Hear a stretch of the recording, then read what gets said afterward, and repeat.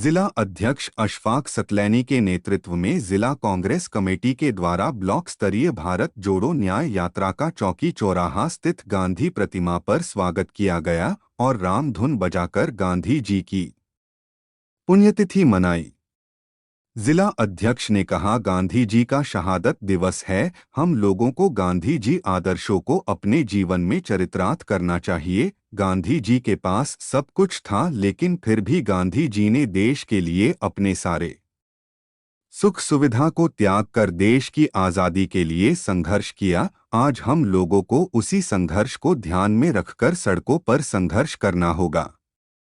जिस तरह से गांधी जी ने अंग्रेजों का भारत से निकलकर ही दम लिया था, हम लोग भी भाजपा को सत्ता से बाहर कर ही दम लेंगे। देश जब आज़ाद हुआ उस समय देश में सुई तक नहीं बनती थी। नेहरू जी के विजन से आज देश सब कुछ निर्माण करने लगा था, मगर जब से भाजपा सरकार 2014 से सत्ता में आई ही सब कुछ बेचा जा रहा है। भाजपा के नेताओं का कोई भी विजन ही, कोई भी मंत्री हो या स्वयं में प्रधानमंत्री हो, सिर्फ अपनी पार्टी का कार्य देश के पैसे से करते रहते हैं। देश की एकता को चूर चूर कर रहे हैं।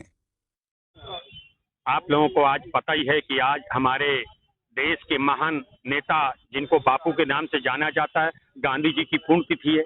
मैं आज पुण्यतिथि में एक बात आप लोगों के चैनल के माध्यम से कहना चाहता हूं कि भारतीय जनता पार्टी के जो नेता हमारे महात्मा गांधी जी को बोलते हैं, तो मैं उनको आगाह करना चाहता हूं कि पहले वो सड़क पे किसी यातायात पुलिस वाले को किसी भूसे के ट्रक से 50 रुपए रिश्वत लेते हुए देखने के बाद अगर उससे आंख मिलाकर बात कर सकते हैं, तभी उन्हें गांधी जी के बारे में कहने का हक होगा। अगर वो हिम्मत नहीं कर सकते एक सिपाही से आंख से आंख मिलाकर बात करने की, तो मैं आज उन्हें कहना चाहता हूं कि आपको गांधी जी के बारे में भी बातें करने का हक नहीं है। और मैं एक बात कहना चाहता हूं नौजवानों से कि राष्ट्रवाद आप पे थोपा जा रहा है और देशभक्ति माँ के पेट से मिलती है, और जिसको माँ के पेट से देशभक्ति मिलती है उसे राष्ट्रवाद होने का सर्टिफिकेट नहीं देना होता है। इसलिए मैं देश की जनता से भी आह्वान करना चाहता हूं कि आगामी 2024 के चुनाव में भारतीय जनता पार्टी को कतई वोट न दें और कांग्रेस पार्टी की सरकार बनाएं। जिस तरह सुई नहीं बनती थी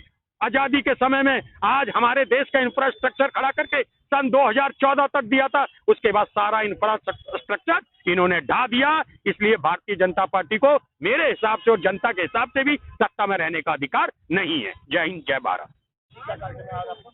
आज हमारे देश के जिन्होंने देश आज़ादी के लिए वो बेहतमो अपनी लड़ाई लड़ी और हमारे देश के बापू महात्मा गांधी जी की पुण्यतिथि है। मैं आज इस पुण्यतिथि के अवसर पर जिस तरीके से गोडसेबाजी सोचें लगातार इस देश में हावी हो रही हैं और गांधी के हत्यारों को जिस तरीके से संरक्षण प्राप्त भारत की सरकार दे रही है, उसको लेकर आज देश के अंदर लोकतंत्र नहीं बचा है।